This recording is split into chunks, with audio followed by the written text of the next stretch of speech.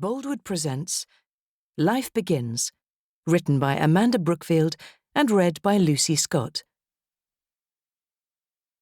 Chapter 1, 1967.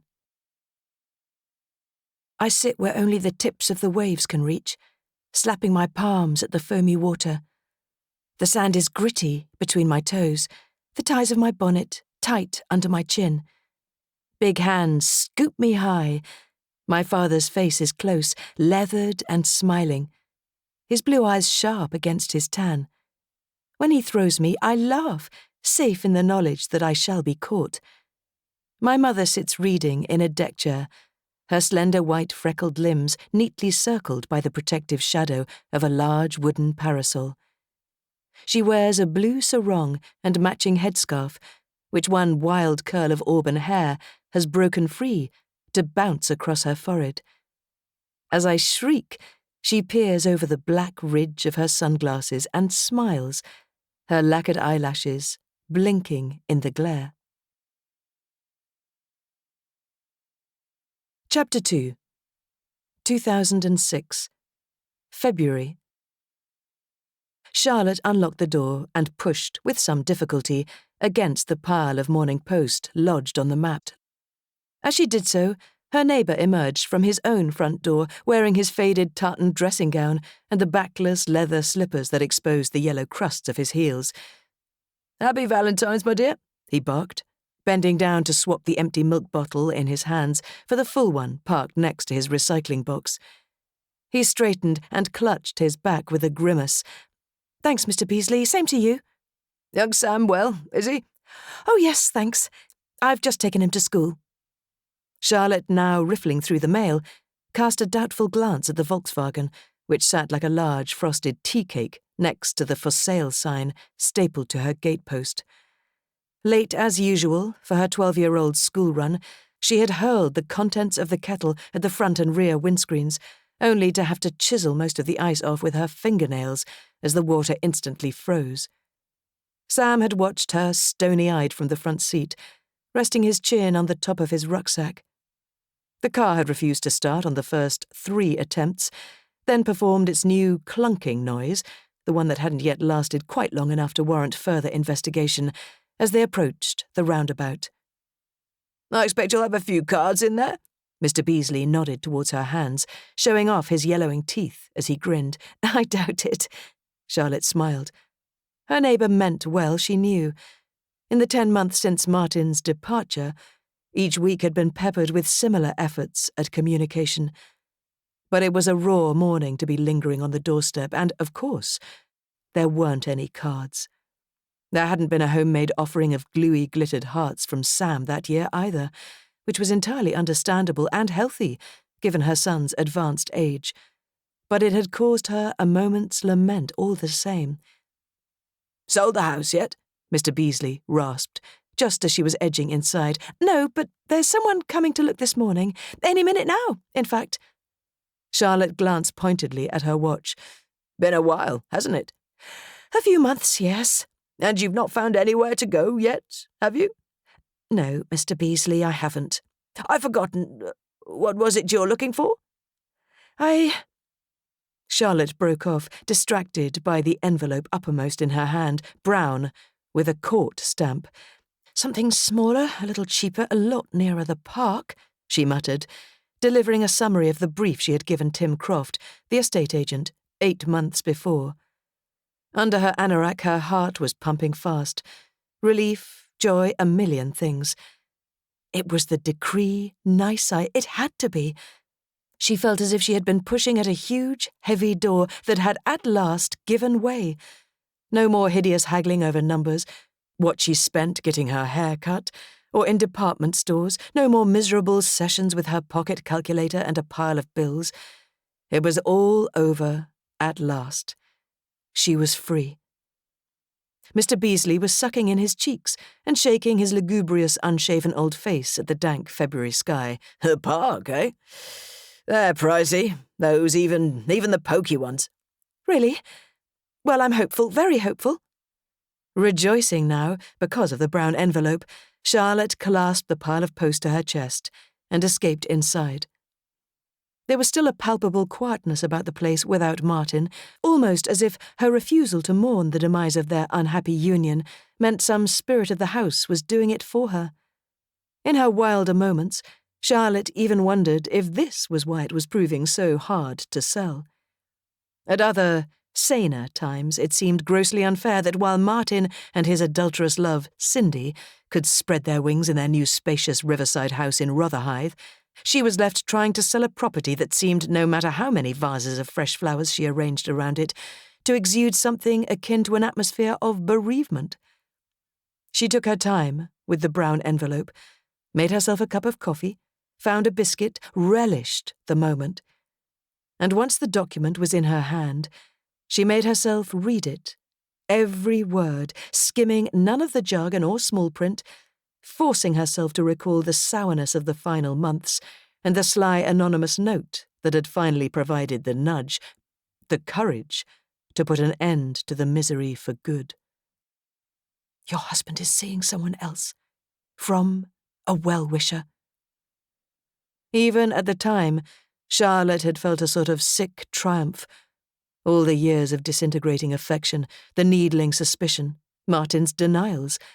And there at last, in 10 words, was the verification, permission to give up, as official as the stamped document cradled in her hands. And now a house viewing. The first in 5 weeks. It was going to be a lucky day, Charlotte decided, flying with something like exultation round the ground floor rooms, shuffling papers into tidy piles and scooping up the random items that had found their way into inappropriate places. A wet towel, a phone charger, 2 odd clean socks. Arms full, she set off up the stairs, musing on the curious business of inviting strangers into one's home, the compulsion it induced to present an image of perfection where none existed. Arriving on the threshold of Sam's bedroom on the top floor, she forgot all such notions and swore out loud. Drawers and cupboards spewed their contents like escaping entrails. Scattered across the floor, transforming the carpet into some sort of imploding mosaic, were the entire contents of the crate of Lego that had for months, or was it years, been gathering dust under the bed. Strewn among this were his once treasured miniature Sabutio figures, unsheathed CDs, sweet wrappers, a bowl encrusted with flakes of cereal, a plastic boomerang, and a range of torn comics and magazines. Charlotte gripped her bundle, fighting a host of familiar emotions. Irritation, resentment, resignation, despair, and beneath that, a guilty sense of responsibility. What sort of man would this boy of hers make? She feared suddenly. What sort of partner or husband? She was still standing in the doorway, frozen with doubt and foreboding, when the doorbell rang. Sorry I'm early. The man, who had thick dark hair peppered with grey at the sideboards and a large nose, visibly red with cold, extended a hand that gripped hers too firmly to suggest genuine penitence. Oh, that's fine, don't worry. Come on in. Charlotte managed the handshake through the tangled flecks of the phone charger. Though you've caught me slightly on the hop, I'm afraid no baking bread or fresh coffee to win you over. You'll have to take things as you find them. She deposited her bundle on the hall chair, inwardly scolding herself for managing to sound, a mere 2 seconds into the process, so apologetic, so desperate. Shall we start with the kitchen? Okay, whatever suits. He hadn't even smiled when she said the thing about the bread and the coffee, his gaze having gone straight to the hall ceiling, right at the spot where Martin's overflowing bath had yellowed the paintwork 2 years before. They should have had it replastered, repainted, of course, like the damp above the back door and the delta of hairline cracks that had appeared around the ceiling rose in the sitting room after Sam and 6 friends had performed gymnastics at a birthday sleepover. The house, Charlotte saw, with sudden, horrible clarity, was a testimony to the failure of her marriage, and not just for its subtle emptiness. It was like the proverbial millstone, ugly, heavy, holding her down. The sooner she was shot of it, the better. She glanced, again at her prospective viewer, visibly nervy, arms pinned stiffly behind his back, wondering if he would soften up at the hint that she would be prepared to accept something below the asking price. Tim Croft had been implying she should do as much for weeks. In the kitchen, she talked fast. Too fast, about the waste disposal unit and how the sun lit up the back of the house. Her visitor cast a doubtful glance at the garden, then at his watch. "You could nose around on your own if you'd prefer," Charlotte offered casually, leaning against the kitchen table, which wobbled because the bit of paper keeping it steady had, as usual, worked its way free. "It requires a bit of attention, I know, a lick of paint and so on." "Stop trying so hard," she scolded herself, cocking her head, crossing her arms, and then, for good measure, her ankles. Thank you, but, well, to be perfectly frank, I can see already that this isn't quite what I'm looking for." Charlotte clung to her elbows. "Oh dear, never mind." "I'm on my own, you see. That is, I have a daughter and don't really have time for a house that needs anything doing to it, even a lick of paint. Also, from what the agent said, I thought it would be near enough to her school for her to walk. She's just started at St. Leonard's, and I have to get to work, and the traffic round here is so bad." Charlotte pushed herself off the table and held up her hands to forestall the embarrassment of any further apologies or explanations. "Please, I know exactly where you're coming from. My son is at St. Leonard's too, and I can tell you the school run is a pig from here. Not as the crow flies, of course, which is where the A to Z can be so deceiving, but with 3 main roads to get across." She shook her head in a show of ruefulness. "If that's a priority, then you would, in all honesty, be mad to buy this house. In fact, leave now," she joked, pointing towards the door. "I command it." Right." He offered her a doubtful smile and backed into the hall. "I'm on my own too," Charlotte found herself saying as she trotted after him. "It wasn't the plan, but life has a knack of not turning out quite as one expects, doesn't it? You sort of look back at where you started, then at where you've arrived and think, yikes, how did that happen? Like examining the lives of 2 quite unrelated people, or—" She stopped at last, halted by the pained expression on his face and the speed with which he was doing up the buttons of his smart charcoal grey overcoat. "Well, thank you, Mrs. Turner. I'm most sorry to have put you to the inconvenience. You might tell your agents to be a little clearer about the details next time." "Yes, absolutely, of course. Goodbye then, Mr. Charlotte could feel her cheeks burning at being unable to summon the man's name. She had forgotten how to be, she reflected helplessly. These days, words and responses seemed to ricochet out of her of their own accord. She didn't miss Martin. How could she miss the source of so much unhappiness? But was increasingly aware that having a husband, no matter how unsatisfactory, had provided some sort of essential ballast to her personality. Without it, she was freer, but also, still, until she got properly used to it, somewhat unbalanced, rootless. "Porter. Like the beer." "Pardon?" Charlotte, reaching across him to tussle with the catch on the front door, had lost her train of thought.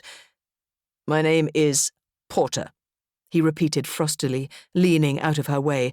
"It's like an old word for beer." "Is it? Right. Oh, Mr. Porter, of course I remember now. Oh, I said, wow," she exclaimed, momentarily forgetting her embarrassment as he pulled a scarlet woolen pom-pom hat from his overcoat pocket and pulled it low over his forehead and ears. The general impression was not flattering. "That's quite a hat." "Rose, my daughter, gave it to me for Christmas," he muttered, his sallow face creasing into a flinch of a smile. "But there's no room for pride when it comes to love, is there?" "No, indeed," Charlotte murmured, and then fell against the wall with a groan of relief after she had closed the door.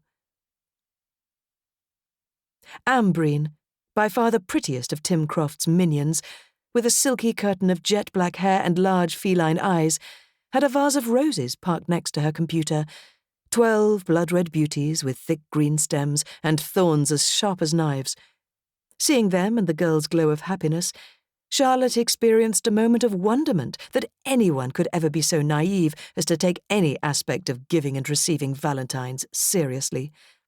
"Just you wait," she wanted to say. "Just you wait and see where those roses can lead."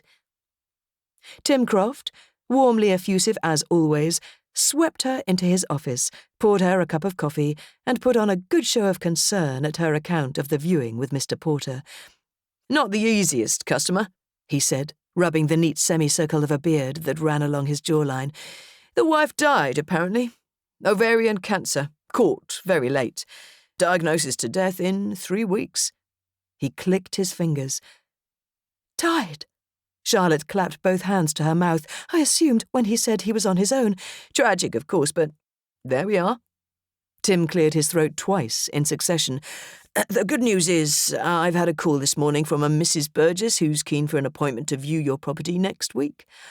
"Oh, good," Charlotte muttered, her mind still locked onto an image of the hapless widowed Mr. Porter cringing under the force of her over-familiar chatter about the burdens of life and single parenthood.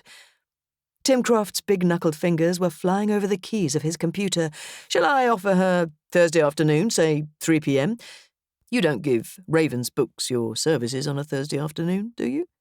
he added, his voice softer and more knowing, as if he rather relished the fact that months of failing to sell her house meant he had an intimate knowledge of her weekly routines. "Don't despair, Charlotte," he went on jovially. "Everybody gets there in the end." "Where?" Charlotte wondered, nodding and smiling as she pushed away her coffee cup. Where did everybody get to? And how did they know when they had got there? "Thursday, 3 p.m, Mrs. Burgess." "Thanks, Tim. And I've been thinking about the asking price. Perhaps I could take a bit off, but not too much, or I won't be able to afford to move. Things are so expensive by the park." She blinked at him, feeling suddenly in the mood for one of his boosting monologues about the market and things going up and down, and possibly even repeating the stuff about getting there in the end. "Ah." Tim, never one to disappoint, patted the side of his nose. "I've had word, unofficially, that there's something within your range on Chalk Down Road, a stone's throw from the park. Not in the toast rack. It could be just what you're looking for. The vendors have been advertising privately, but I'm going to see what I can do." "Wonderful. That sounds really promising. Thanks, Tim. Do keep me posted, won't you?" On her feet, ready to leave, Charlotte held out her hand, which Tim shook, but then, to her puzzlement, did not immediately release. "Charlotte, I was wondering if—" He had lowered his voice so much that she had to lean across the desk to hear. "Whether you would—" He glanced warily in the direction of his colleagues. "Consider meeting up? For a drink or something? Not tonight, obviously. I'm sure you're busy tonight, of all nights. But perhaps next week sometime? Or the one after that?" "A drink," Charlotte whispered, casting a wary glance over her own shoulder as she eased her hand free. "A drink." Tim laughed, tugging nervously at the point of his chin where the hairs were longest. "Yes, traditionally presented in a glass, sometimes with the accompaniment of food." "Oh, my goodness. Not tonight, obviously," he repeated, patting the springy top of his wiry brown hair and gazing out of his office window, as if considering the logistical possibilities of diving over the filing cabinet and hurling himself through the pane. The answer had to be no, of course. The man was her estate agent, while having vowed to girlfriends that, when ready, she would play the field with gusto, have some fun after all the years of discontent. It had never occurred to Charlotte to imagine the solidly built, square-faced Tim Croft as a target. He had a beard. She didn't like beards. But it had been a Valentine's Day with no cards, she reminded herself, and she had her decree nisi safely stowed in the bulging beige file labelled divorce, and maybe the still elusive urge to launch herself into the alien business of having a good time required a bit of a kickstart. And then there was the inescapable fact of now feeling sorry for Tim. Desperately sorry, with all the twitchy looks out of the window, the terror of rejection flashing like a red light. So, while still thinking no, Charlotte muttered instead that she was out of practice with babysitters, and that this might prove a problem since Sam, at 12, still needed considerable supervision through the travails of homework, supper, and being persuaded into bed. "My neighbour's 16-year-old is always up for babysitting jobs. Tim gushed, forgetting to keep his voice down and eliciting a raised eyebrow from Ambreen. She's called Jessica, he continued, with a little less exuberance. Mad about children. I could give her a call. How about 8 o'clock next Wednesday? Just to talk houses, if you like, over a drink instead of this filthy instant coffee. He grinned, tugging his chin again, his eyes pleading. Charlotte agreed, then spent the rest of the afternoon regretting it. By the time the tall black gates of St. Leonard's came into view, pointing like a line of gleaming black weaponry towards the washed-out February sky, she had hatched and abandoned several elaborate pretexts to cancel. It was almost a relief to have the usual hunt for a parking space, scouring for gaps between driveways and double yellow lines to distract her. By the time she found one, the sun was already a sinking silver disk, more of a moon than a star. Watching it from the warm cocoon of the Volkswagen, aware of a subtle slide in her spirits, Charlotte hurriedly switched off the engine and stepped out into the raw chill of the afternoon. You can't park here. Your bumper's right over the end of my drive. Is it? Charlotte looked over the shoulder of her accuser, a jowly-faced man in a beret, seeing nothing but the unwashed hump of the Volkswagen. But I thought There's a white line, snarled the man, flecks of spittle gathering in the corners of his mouth. There's a white line and you've crossed it. Down the street, a crowd of parents had now gathered in front of the gates. Charlotte could see Teresa, in her funny hat with the ear flaps, talking animatedly to Naomi, whose twin 3-year-old boys were tugging at her arms. "I'm only collecting my son. I won't be a moment." She cast the man an imploring look, hoping that his obviously advanced age might make him more likely to succumb to the dubious faded charms of a pallid 39-year-old with violet smudges under her eyes and messy auburn hair, which had begun the day as a bun, but was now bursting out of a makeshift ponytail. "If you don't move, I'm phoning the police. We're fed up with it. I tell you, fed up. Every bloody day it's the same. Useless bloody women parking your huge bloody vehicles across our driveways." He paused, perhaps at the realization that the Volkswagen did not match this insult, or perhaps because tears were pouring down Charlotte's face. Appalled by herself, swiping furiously at her cheeks, Charlotte ducked away and stabbed blindly at the door with the car key. 5 minutes, then, the man snapped, backing off and shaking his head. "And I'd better not find you here tomorrow." Sam was easy to spot, his face half masked behind his flopping shock of white blonde hair, shoelaces and shirt-tail trailing, his rucksack bumping along the tarmac like a recalcitrant pet on a lead. Several classmates were horsing round alongside, towering above him as they all seemed to now, their pubescent bodies ripe and thick for manhood. Sam, with his waif-like smallness and stick-thin arms and legs, cruelly in evidence thanks to a wayward decision that morning to wear shorts, seemed more closely related to the skinniest of the girls. "Sam!" Charlotte hurried towards the gates, blinking away the ridiculous tears. He hung back, inspecting something on the sole of his shoe, while George, unmistakably Teresa's son, with his thick dark curls and round ruddy-cheeked face, bowled out of the group for brief but enthusiastic entrapment in his mother's arms. "Mahjong! My place a week next Friday!" yelled Teresa, dodging the lollipop lady as they set off towards the mud-spattered Volvo on the opposite side of the road, where the bobbing, pigtailed head of her youngest was visible through the passenger window. "I don't know how she does it," said Naomi, strolling over with her twins, who were now hanging from her sister Patty, who had been in the same class as Sam since nursery school, but these days turned up her nose at playdates with boys in favour of closed-door consultations with girlfriends. 4 children, 4 schools. The woman's mad. Charlotte nodded and smiled at this well-worn line of commentary. They all admired Teresa, organised, cheerful, self-deprecating, with a high-powered medical consultant of a husband who was often away presenting papers at important conferences. She would claim she wasn't coping, but managed to cope superbly all the same. With the friendships between their children wavering, it had been Teresa's idea that the mums should keep seeing each other anyway, over games of mahjong. She had no time to read a book a month, she said, and abhorred bridge. Sporadic, enjoyable, the sessions had started at about the same time as Charlotte's marriage had entered its death throes and proved nothing short of a lifeline. The warmth of her friends' support had been like oxygen, giving her the strength to plunge back into the awful disintegration going on at home. "I thought Teresa and Henry had decorators in," remarked Naomi, making a desultory attempt to pull the twins off their sister. "They do, but they'll be gone by then." "Leave Patty alone!" Naomi shouted, in a gunfire explosion of impatience that had the desired effect, before turning back to Charlotte and saying, in the mildest voice, "Joe's asked me to pick up Ellie because the au pair's sick. Have you seen her?"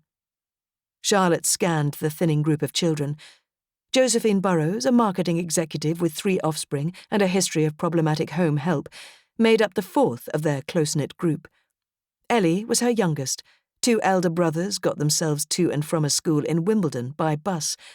"Hey, that's her, there, isn't it? On that wall, reading?" "Reading? Do you hear that, Patty? She's reading without being asked." Naomi glared at her daughter before switching her attention back to Charlotte. "Hey, are you all right?" "Yes, fine, absolutely fine." Naomi cast her a quizzical look. "Martin hasn't been renegotiating Sam's weekends again, has he?" "No. In fact, this morning the decree nisa came through. At last." She punched the air. "So why the long face?" "Oh, I don't know. Hormones possibly, and not selling the house, and just maybe accepting a date from my estate agent. I tried to refuse," Charlotte wailed, "but it came out wrong." Naomi was guffawing in a manner endearingly at odds with her petite frame and delicate features. "Well, I think that's great. So long as it's not the fat old one, but the nice youngish one with short hair, and he's not married." "Of course he's not married," Charlotte put in a little sharply. "I'm hardly likely to play that game, am I?" "No, I guess you're not," agreed Naomi, still laughing. "And don't worry about the house. They always sell in the end. Remember, it took Graham and me 18 months to get shot of our first place in Milton Keynes. The market had nosedived and refused to come up again. But here we are, safe and sound, in sunny Wandsworth. Now, I'd better retrieve Ellie and get this lot home."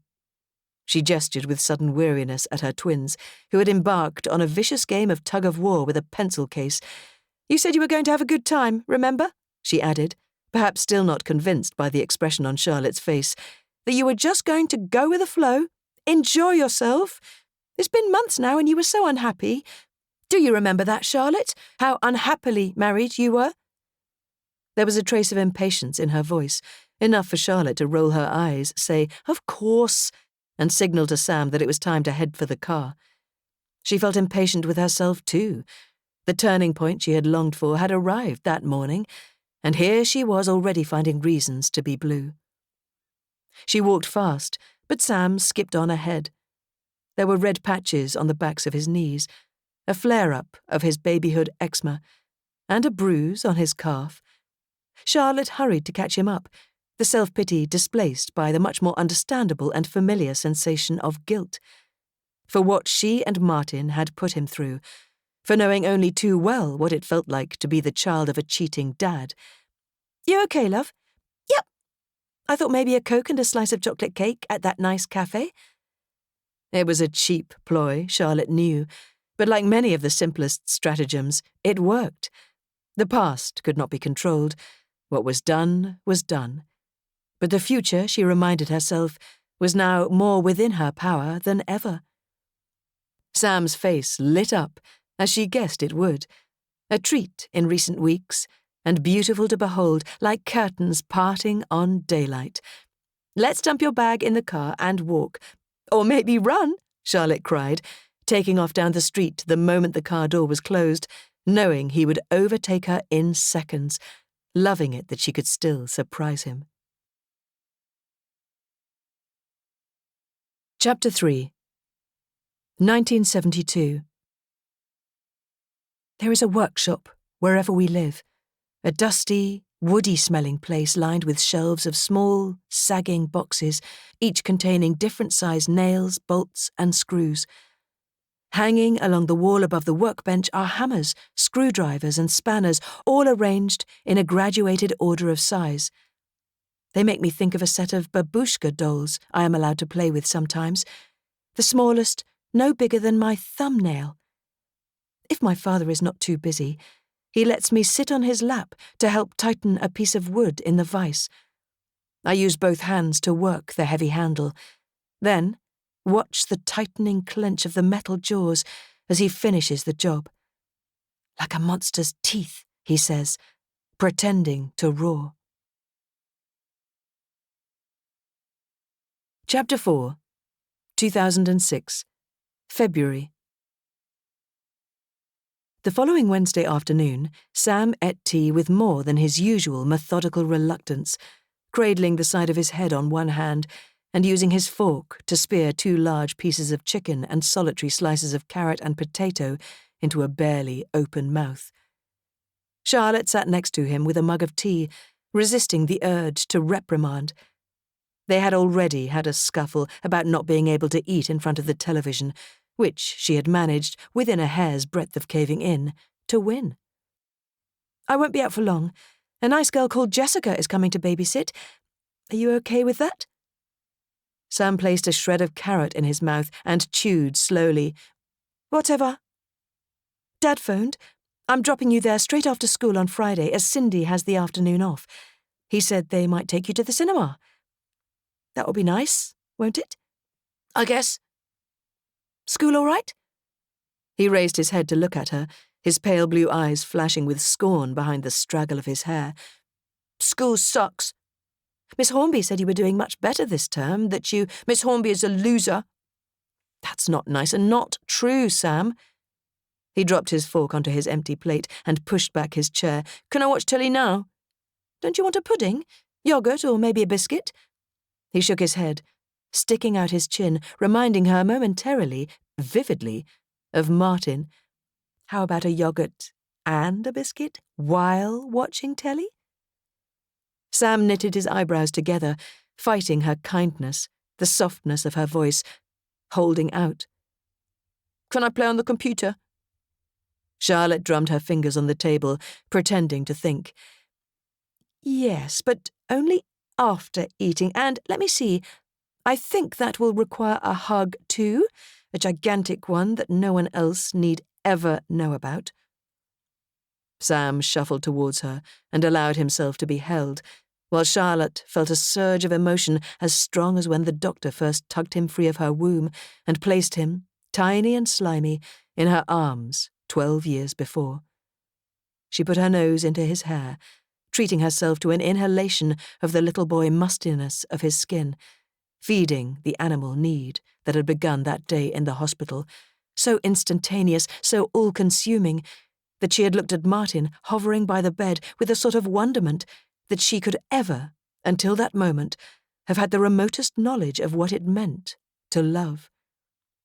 An instant later, Sam had wriggled free and was delving into the biscuit jar. "Do you have games today?" "Nah, can I take 2? "Yes, hey! Let's see that bruise a minute." "What bruise?" "There, on your leg, and there's another by your elbow. 2 bruises." Charlotte tried to grab his arm, but he snatched it away and skipped out of the kitchen. An hour later, she was welcoming a pimply-faced teenager and Tim Croft into the hall, noting with mixed feelings the effort the estate agent had made on her behalf. His wiry brown hair, lustrous from washing, his beard freshly trimmed, his large teeth gleaming. In place of the usual work suit, there was a tan leather jacket, a black polo-neck jumper, and faded blue jeans, tight enough to reveal either a natural athleticism or hard work at the gym. In fact, he was quite attractive, Charlotte realized, tensing rather than relaxing at the observation as she ushered them into the dining room to meet Sam. Her own ablutions had been limited to a hasty bath, followed by a torturous scanning of her overcrowded wardrobe for an outfit that would appear presentable without communicating any suggestion of a conscious desire to please. Pulling faces at her reflection, feeling, with some disgust, like a teenager who had gone nowhere and learnt nothing, she had settled at last on a too staid, pair of chocolate corduroy trousers and a cream top with mother-of-pearl buttons. I Keep the computer in the dining room so I can see if Sam's eyes are going square. Don't I, darling? Charlotte chattered, trying to strike a tone that would make up for her son's cursory growl of a hello. I bet you're good with computers, aren't you, Jessica? She prompted, peering over Sam's shoulder, pleased to see it was dancing dots that were transfixing him, which meant a harmless football game as opposed to something sinister, like a chat room, whatever they looked like. Martin had been in charge of all that. Child locks, spam blocks, firewalls, and other ungraspable concepts that constituted technological health and safety. The extent of her own computer abilities, as Sam knew only too well, still reached no further than websites and emails. I'm not bad, Jessica replied slowly, exposing heavy rail track braces that Charlotte suspected might account for the poor girl's evident reluctance to speak. Shall I show you round, then? She offered, fighting fresh doubts about the evening and her selection of the cream top, which she had forgotten had an infuriating habit of trying to ride up to her ribcage. Thank you, Mrs. Turner. Excellent. Tim, clearly the happiest by far of their unlikely gathering, slapped his hands together and strode across the room to ask Sam who was playing who and where they stood in the league. Charlotte felt a burst of tenderness towards the man, especially when, getting glimpses during the course of her guided tour with Jessica, she saw the hard time Sam gave him in return, his eyes not leaving the screen, his answers monochrome and monosyllabic. The estate agent? Her son had snorted when she confessed the identity of her escort. What for? Charlotte had hesitated, stumped by the multitude of possible answers, all inappropriate. Because I felt flattered and sorry for him. Because since your father left, the only male with whom I have spent any time is you. Because with the closure I so craved within reach, I seem to have been pitched into a baffling, maddening state of immobility, of backsliding, of retrospection. Gross! Sam had spat the word into her silence, making his special gagging face as he bounded up the stairs. Are you ready to go? Tim met her and Jessica as they returned to the hall. I think so, unless there's anything you want to ask me, Jessica. Charlotte smiled encouragingly at the girl, who had chatted very sweetly between having the fridge pointed out to her and receiving instructions about bath time and bed. He'll argue about going upstairs, of course, so don't give in, will you? He can leave his light on if he wants. He likes to sleep with it on. Not that I'll be late. Charlotte broke off, flustered, with Tim cracking his knuckles and Jessica staring at her feet, both clearly dying to get on with things. I thought we'd get out of town a bit. Did you? Charlotte gripped the buckle of her handbag and looked out of the window, straining to focus beyond the blur of her reflection to the neon lights of bars and shops streaking behind. Tim had escorted her down the street to a sleek two-seater she had never seen parked outside the estate agent's. It was more like being in a cockpit than a car. Outside, what she could see of the world seemed equally compressed. Huddled figures scurrying under the dark late February sky, phones pressed to their ears, each absorbed in the tight, complicated package of their own life. Relax, she scolded herself. Go with the flow. After further doubts and several postponements, her expectations for the date were almost too low for disappointment. Fun, not love. How hard could that be? And if it went wrong, she could relay it as a hilarious anecdote to her friends, prove to them, and herself, that she hadn't lost her sense of humour, that the long stint of playing the complaining wronged wife was well and truly past. Charlotte inhaled and exhaled deeply, releasing her grip on her handbag, and noticing that the hard edge of the buckle had left a red ridge across her palm. Like a lifeline, she mused, determined not to let the nerves back in, a new, vivid lifeline, pointing who knew where.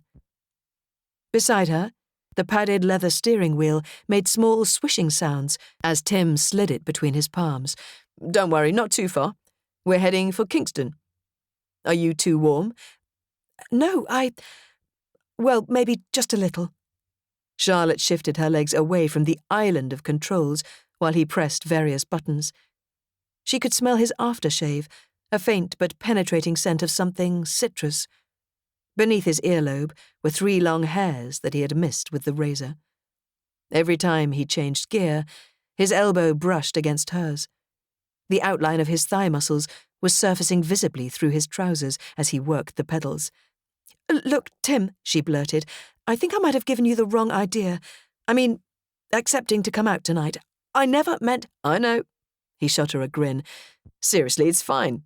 I made it difficult for you, didn't I? Bulldozed you into accepting. I can be like that, I'm afraid, when I get an idea into my head. The thing is, I only recently— Separated? I've worked that one out a while ago. I'm not long out of a relationship myself, he added smoothly, swinging off the main road. 10 years. You think you found your soulmate and then, pfft, he clicked his fingers. You're on your own, watering dead pot plants and watching crap on the telly, and wondering what the hell happened to your life. You have to do something about it or you go mad. Yes, you do, Charlotte agreed, for a moment liking him so much that it was all she could do not to confide the going backwards feeling, haunting her still every time she had least reason for it. So I thought, why not have a drink? Tim continued, even with a girl who doesn't fancy you. Even, he pressed on, unperturbed by Charlotte's failure to interrupt, if that girl is a client, and every rule in the book warns against mixing business and pleasure. Ah, here we are, he cried, with what sounded like relief nearly half an hour later, braking sharply and turning past a wooden pointing arm curved with the words, El Ranchero. A short driveway led to an almost empty car park and 2 large wooden ostriches guarding the entrance to a long wooden building illuminated by multicolored lights. A friend recommended it. One of those Spanish tapas places, nothing heavy, snacks and drinks. Just a bit of fun, eh? He leapt out of the car and gallantly opened her door, then jogged ahead to be able to offer the same compliment at the restaurant door. The ostriches were hideous close to, crudely carved and so poorly attached to their moorings that their spindly legs juddered visibly as a gust of wind whipped across the car park. But Tim beckoned her into the warm, bright interior with the confidence of a hotel doorman, and soon they were settled comfortably on bar stools in front of chilled white wine and dishes of prawns, ratatouille, and fluffy miniature tortillas. They talked easily and at length about houses, prices, streets, deposits, surveys. Tim had several funny stories about difficult clients and collapsing transactions, one in particular involving a milkman and a pet cockerel that made Charlotte laugh so hard she almost fell off the stool. And then, quite suddenly, when she was truly relaxed and off her guard, Tim announced that he had liked her from the start, that from the instant she had walked into his office, it had been like a light going on. "It's okay," he assured her hastily, patting her hand as she flushed and squirmed. "You've made it clear how you feel, and I understand. I respect that, but—" He lowered his voice. "Even as your friend, I would like to know all about you, Charlotte Turner. Or, at least, a little more," he pleaded, turning the confession into a joke by holding up his thumb and index finger as if indicating a tiny portion of something tangible. Flattered, her instincts softened by wine, at a loss as to what to make of this man with his twists and turns of tone, so unknown, so unknowable, as it seemed, after 20 years of no one but Martin, Charlotte countered feebly that there was nothing to tell, and what about him? She found herself deciding in the same instant that the beard wasn't so bad. At least there were no specks of oil or food in it. He had been careful about that, dabbing with a napkin between mouthfuls. He ate daintily, too, for a man, which she liked. Martin had gone into a sort of trance when it came to food, shoveling in forkfuls, incapable of sensible conversation until his hunger was appeased. "I asked first." He topped up her glass. "Okay, let me see." She took a sip, and then another. A potted history would be roughly born in Sri Lanka, or Ceylon as it then was, because my father was into tea. Then we moved to Constancia in South Africa. "Tea in South Africa?" "No, wine by then," Charlotte laughed.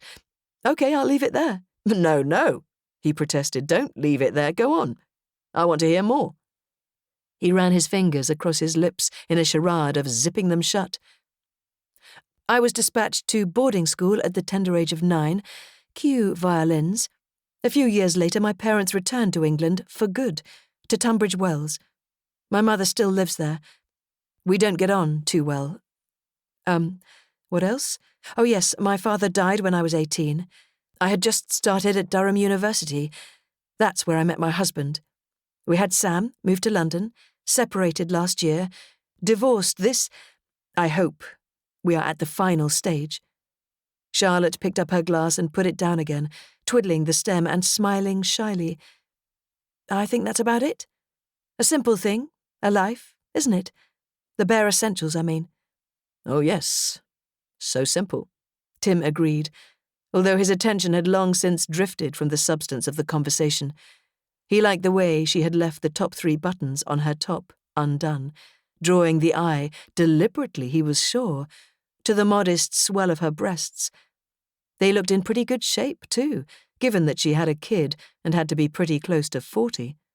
Through the thin cream material, he could just make out the edging of her bra. Or maybe it was a camisole, a piece of pretty silk with a lacy trim. And her mouth was enticing, having the natural cherry redness that so often went with auburn colouring. In his view, it was even more irresistible now that the lipstick had worn off. It was wrong, Tim knew, to let such thoughts in. He had said he understood how she felt, so he should stick to that, play out the charade of wanting friendship. Talking was so important to women, sharing feelings and so on. Phoebe had rammed that home often enough, ticking him off for not listening to her, for having feelings that were either insufficient or never about the right things. What about you? Pardon? Your potted history. She was leaning on the bar and turned towards him to await the answer, resting her left cheek in the palm of her left hand, her sharp green eyes properly alive at last. A moment before, she had run her fingers through her hair, raking it off her face and letting it fall in 2 silky sweeps across her ears. Tim suddenly remembered reading somewhere, in one of his men's magazines probably, brought out in hiding since Phoebe's departure, that such preening by a female denoted genuine physical interest. Body language was everything, the article had said. Undisguisable, it proved that behind the elegant structures of our sentences, the so-called communication that Phoebe had been so keen on and eventually abandoned, humans were no more advanced than the rest of the animal kingdom. Love, hate, hope, fear, desire, none of it needed any words. It was all there in eyes, hands, elbows, and legs. You just needed to know how to look for it. Inspired, Tim mirrored her position, elbow on the bar, head resting on his hand. Making eye contact, holding it as he moved closer, he delivered the less than inspiring pronouncement that his father had been an electrician and then, with great speed and, he hoped, gentleness, lowered his mouth onto hers. Chapter 5, 1971. After rain, the grass sings. I listen, standing in the shade of the jackfruit tree, its great emerald leaves dripping. Above me, one of the fat, knobbly green fruits dangles, heavy with moisture, big enough to kill, my father says, should it land on my head. I look up, studying its gnarled features, like an old man's face, wondering what it would feel like to die, or whether it would be like sleep, which you couldn't feel. I'm supposed to be asleep now. It is after lunchtime when the heat sits like a pillow on your face, and the strays lounge in scraps of shade, snapping at flies. My mother thinks I'm lying on my bed under the whirl of the ceiling fan, the armour nodding in the wicker chair, my lunch settling. She is meeting someone with a girl my age whom I was supposed to meet too, but who is unwell. I cross the grass, my bare feet sinking into its new softness, leaving prints that do not last. I look through the hole in the fence and see the gardener curled in a Z shape next to his tools, the white-pink soles of his feet towards me, his thin black legs like dusty sticks. Around him, Half over him, the bougainvillea and frangipani explode like the colours of fireworks in one of my books. I think of my mother's friend's sick child and wonder if she is nice, and whether she has lovely dolls like my playmate Freya, who has gone back to England. I wish I could go to England too, to be near Freya and her dolls and her mother's homemade biscuits. My skin prickles in the heat. My hair is wet on my neck. Through the hole, the gardener stretches, raises his head, and looks towards me as if he can see through the fence. I scamper back across the grass. The door of the workshop is ajar, and I slip through the opening, one leg first, then my head and shoulders. It is almost as good as jumping into the sea from the jetty, the plunge of my hotness into the wet cold. But then something snags. I pull, but I am caught. I can hear the gardener approaching the fence. I can feel his eyeball boring through the spy hole, rolling in its socket, looking for trouble. He will find my armour and tell on me. He likes her. They sit on the back step sometimes, sharing the juice of a king coconut, sucking at 2 straws, their lips close. I pull harder and hear the rip of cotton.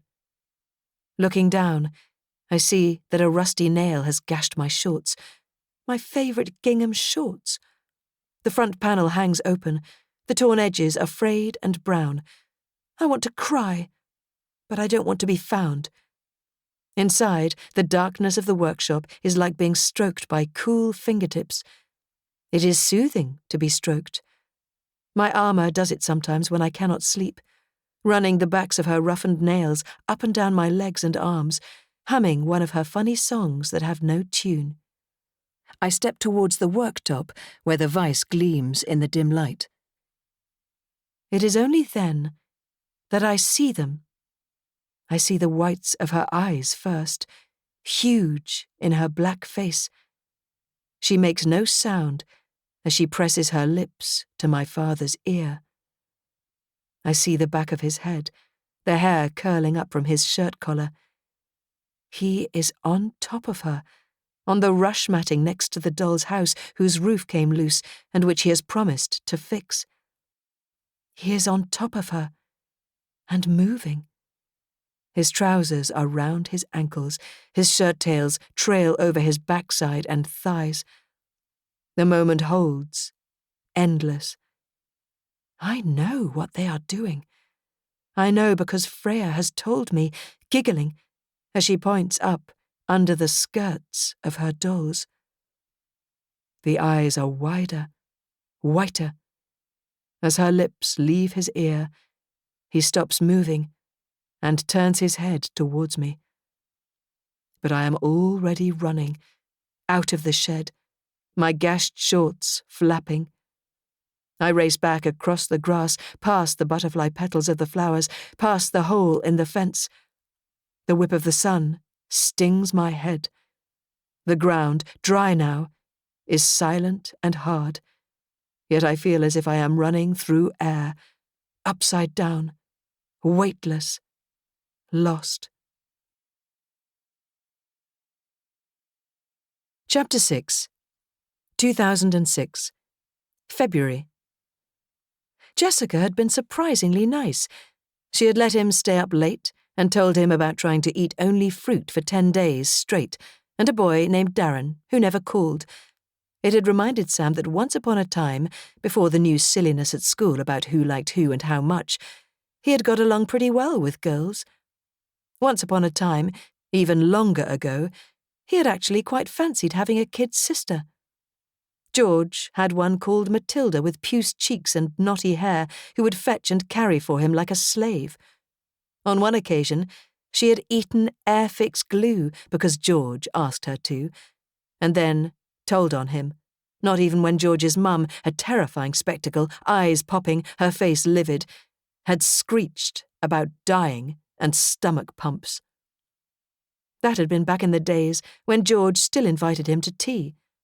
Sam had witnessed the episode in awe, both on account of the display of sibling loyalty, to have such an ally, and the shouting, not just by George's mum, but by George himself and his little sister and the brothers joining in for good measure.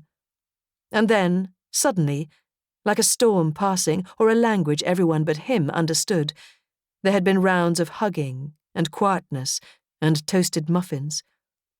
Returning to his own household, Sam had felt more acutely than ever the not talking going on between his parents, his father shaking the newspaper like a shield, his mother laying knives and forks with fierce, terrifying precision.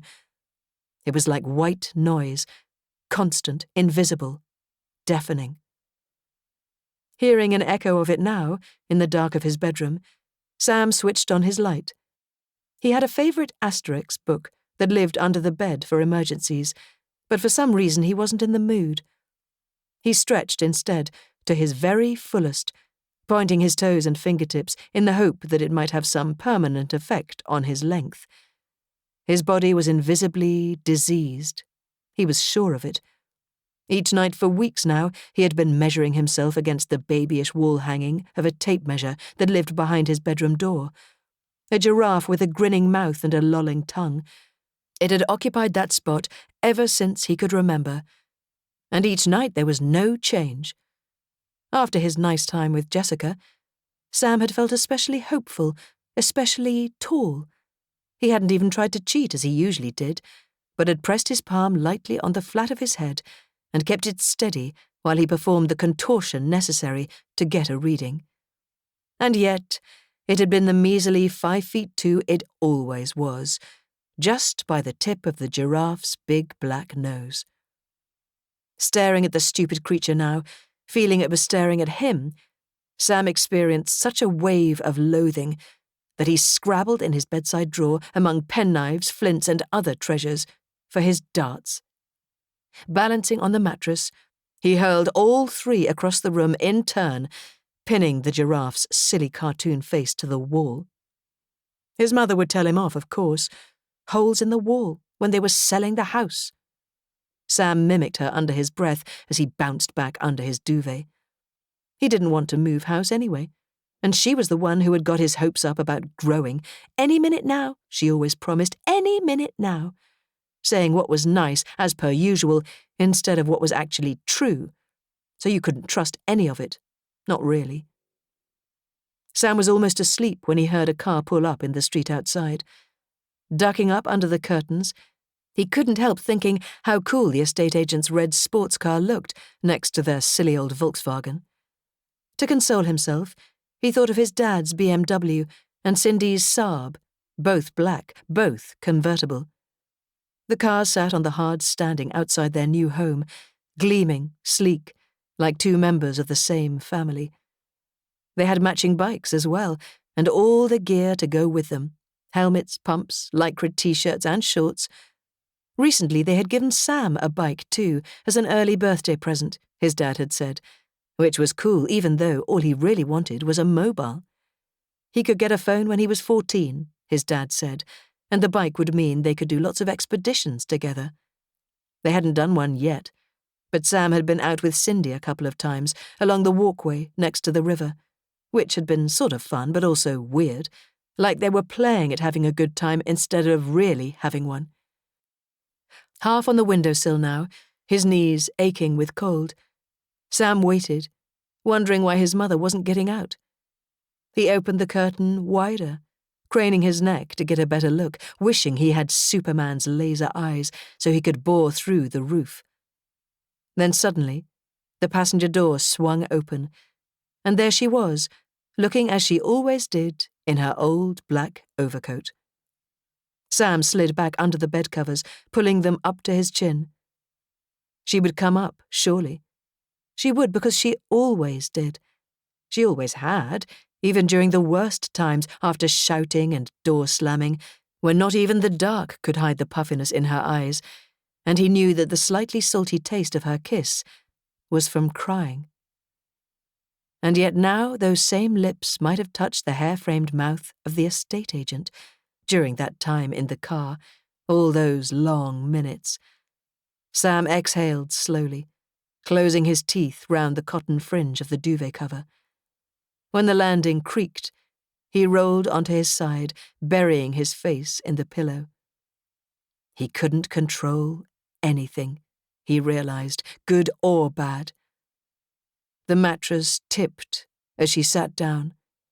Sam didn't move, not even when he felt her mouth brush the crown of his head, soothing the exact spot that had proven his failure to outgrow the giraffe. Chapter 7, 2006. March. Teresa hummed quietly, as she always did when she was busy. The curry was taking shape now, the rich aromas of frying beef and spices conveniently masking the smell of fresh paint seeping in from the sitting room. Next to the oven top, splattered with brown drops of meat juice, was the final invoice from the decorator. Through the wall she could hear the muffled clatter as the man folded away his ladders and shifted the furniture back. A fresh chili, the dripping wooden spoon. Teresa tugged up the sleeve of her sweatshirt with her teeth to get a glimpse of her wristwatch, performing in the same instant a rapid, complex mental calculation encompassing all the things that had to be achieved in the half-hour remaining before her school run. And after that, Teresa hummed louder as her mind whirred. George would require cajoling through some trumpet practice for his exam the following Friday. Matilda, her youngest, needed a knit check, while the middle two, Alfie and Jack, would, as usual these days, need supervising through absolutely everything, from homework to the insertion of toothbrushes between their jaws. 15 months apart, her two younger sons had reached a stage of such competitiveness for her attention, for the number of spaghetti hoops that made it onto their plates, for who could get to the top stair first, that it required the tactical skills of a wily diplomat, not to mention exhaustive vigilance, to keep the peace.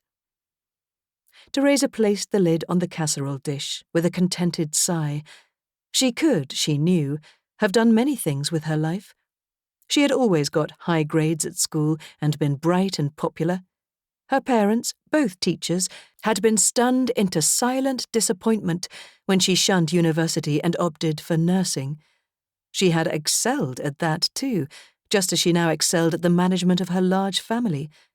It was like running a ward or a small company, supervision of projects, seeing to practical details, rewarding good behaviour, trying to bring out the best in everyone, thinking and planning ahead. How anyone ever thought motherhood unchallenging or dull was beyond her. Though people did it badly, of course, everywhere, all the time, just as lots of people made a hash of running businesses. It was wrong to judge, Teresa knew, but really, when one looked at the mess some people made of their lives, dear Charlotte, for example, it was impossible not to count a few blessings at least. The curry, mild enough to suit the children, was also sufficiently large to serve as dinner for the mahjong group, and for Henry, who would make himself scarce, as he always did on what he called her hen nights. He would put his head round the sitting-room door, his thinning hair askew after his walk from the station, his deep-set blue eyes crinkling with mild amusement at the assembly of females gathered round the card table, plates and wine-glasses slotted between the little walls of tiles, then retreat via the kitchen to the den. Later, after clearing up, Teresa would find him asleep, glasses on the end of his nose, his chin on his chest, the TV murmuring, a half-read journal still open on his lap. He would wake instantly, as all doctors learnt to do, marvel at the lateness of the hour, then shoo her upstairs so he could lock up and set the alarm. Teresa, hurriedly writing a cheque for the decorator, scraping the worst of the meat blobs off the invoice with her thumbnail, paused in her humming to smile as the scene formed in her mind's eye. They had their fallouts, of course, but even those, during the course of 14 years, had acquired an element of predictability that was almost comforting. The hardest time for them by far had been early on, when Henry worked long hospital shifts as a houseman and she was still climbing the career ladder as a nurse. Tired, lonely, disillusioned, she had had an affair with one of his colleagues, or rather a one-night stand, to which she had confessed almost immediately, flinging clothes into a suitcase between sobs.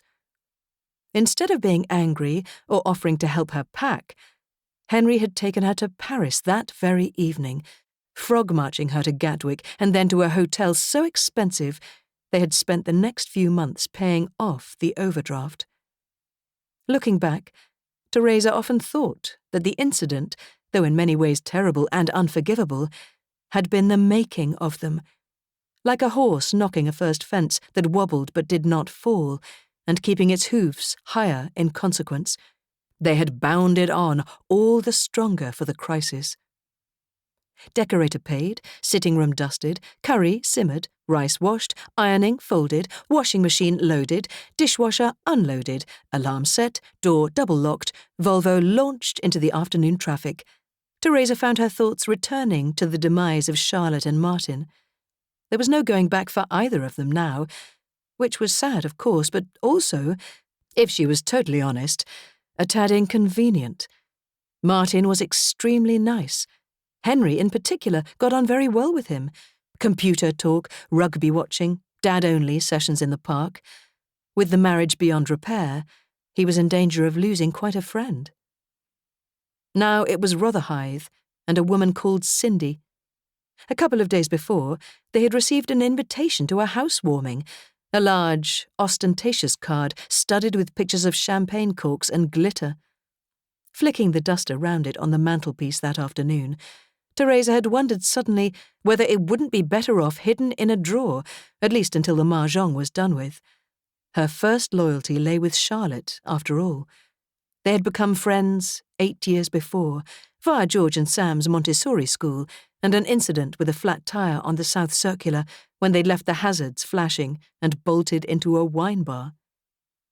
Martin and Henry hadn't stepped into the frame until many months later, and then only because she and Charlotte had orchestrated it, promoting the relationship to an official adult level with invitations to dinner and the cinema. Now such occasions would have to involve either a fund manager called Cindy, who was 10 years younger and childless, not the most likely-sounding soulmate for either her or Henry, or apparently an employee from one of Wandsworth's leading estate agencies. Teresa, accelerating and slowing with practised ease between the road humps lining the final approach to her daughter's primary school, shook her head in disbelief. To go out with one's estate agent smacked a tiny bit of desperation. And where would it get Charlotte in the end, she mused, other than into another relationship that would eventually require effort, a willingness to launder male socks, and the need, sometimes, to feign an interest in sex when all one really wanted was a cup of tea. Love, Teresa had learnt, lay on the other side of such trials, the extraordinary waiting in the shadows of the ordinary. It could take time to find, not to mention trust, commitment. She gripped the steering wheel harder. Staying power. That was what all marriages needed, and her friend had simply never had enough of it. Chapter 8, 1975. As we wait on the station platform, I observe how fresh-faced the other parents look, how energized, wielding bags and smaller siblings, how young. Mine hang back, different, uncertain, old. Compared to the other woman's smart hairstyles, my mother's looks limp and long, the red salted with white, while my father's once full head has shrunk to a ring of brown that circles his baldness like a too small nest holding a large egg. Their clothes are wrong too, her loud yellow shawl, his red-spotted neckerchief. I blush to belong to them. The garters of my new school socks cut into the ridge under my kneecaps. The material of my skirt feels rough against my thighs. My plaited hair tugs at my skull. I long for the train to arrive, for the farewells to be something to look back on instead of dreaded. I wish my parents weren't different, but I ache already from missing them, especially him, with his big, bear-hugging love, his games and jokes, and that special smile, which even after so long still says, "I know that you know, but we shall not speak of it." We have a woodshed in Constantia, but I never enter it. The doll's house, mended, pristine, lives on a table at the foot of my bed.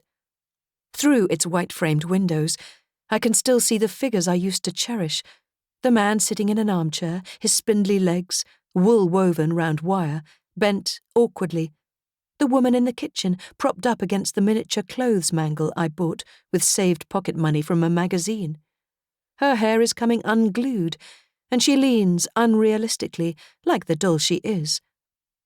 Nearby, in a pink wooden cot, the tiny china face of a baby, their baby, peeps over its gauze blanket, its pencil dot eyes blank. I can see them, but I no longer want to touch them. They must manage alone, as I do. On the train, I hold my hat on my lap. It is made of straw and has a blue ribbon round it. In the middle of the front is a badge with a crest on it and the words, "In omnibus veritas." At the station cafe, my mother, scowling at the watery grey tea, the dust off the factory floor, my father complains loudly, showing off his knowledge, has explained that this means truth in all things. She said it twice, glancing from me to him, as if she knew. But of course, she couldn't because she had been lunching with her friend that day. And if she knew, she wouldn't have agreed to go to Africa, to swap tea leaves for grapes and a damp, sapping heat for one so dry it burns through to your bones. "Are you new?" "Yes."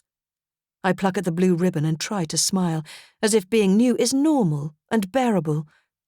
The girl who has put the question has dark blue eyes and hair the colour of honey, curling in silky ripples across her shoulders. She is sitting opposite, with a magazine on her lap. She chews gum, pushes it out between her teeth, and sucking it back in again. On her fingernails are jagged traces of red varnish. She wears her school boater pushed back on her head like a halo. She tells me that she is 13 and that a blue ribbon means we are in the same house. I am overjoyed to have a friend already, an older, beautiful friend, in the same house. She says she is called Letitia, and then asks me my name. "Charlotte Boot."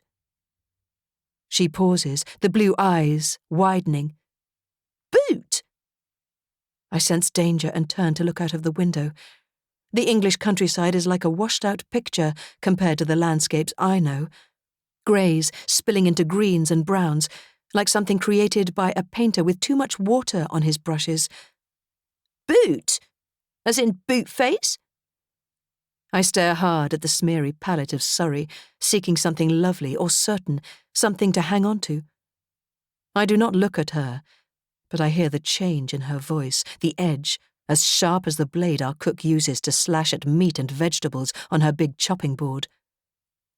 For a moment, a blissful moment, the tunnel of the image closes over me, and I am standing at the cook's elbow, watching the glisten of her dark arms as she slides the knife across a pineapple, decapitating its prickly head, and then the stubbly armour of its body.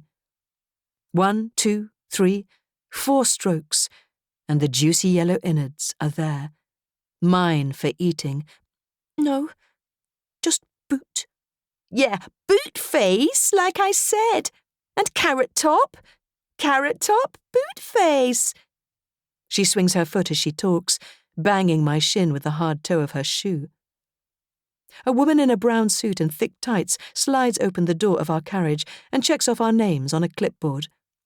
She teaches a subject called Divinity, she says, and is our deputy housemistress.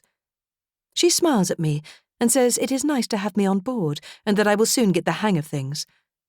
I stretch my lips back at her, willing her never to leave. But a minute later the door whooshes shut and she is gone. Letitia tucks her feet under her seat and returns her attention to her magazine. I breathe quietly, slowly, absorbing the knowledge that an English boarding school will offer no haven from the complications of living, that pretending not to care remains the only sure way to survive. Chapter 9. 2006. March. Fresh from the most unsatisfactory of meetings with Miss Hornby. No, Sam wasn't himself. Yes, they were keeping an eye on him. It was in a somewhat distracted frame of mind that Charlotte map-read her way, with the help of the A to Z, to Chalkdown Road. Yet at first glimpse, The virtues of the location were so obvious, even in the dim light of a March afternoon, that she delivered a thump of delight to the steering wheel, accidentally sounding the horn and prompting a dark look from a sprightly jogger for whom she had slowed to allow safe passage across the road. The park was a minute's walk away, quite a nice walk too, by the look of it, along a winding avenue of large grey and white Victorian houses, sporting pruned shrubs on their doorsteps and gravelled off-street parking slots for small, expensive cars.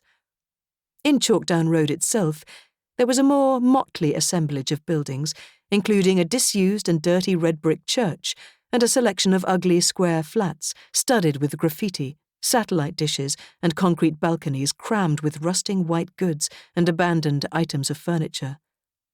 But it was a long street, and number 42 was one of a cluster of semi-detached cottages set away from such unsightliness.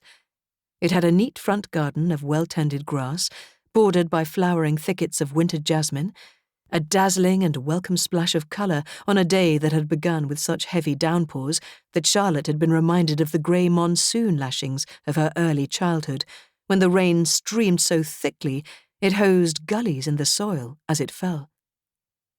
A charming cottage in Wandsworth, near the park and only just out of her price range, exactly as the property spec said. Charlotte peered through the windscreen of her car in happy disbelief.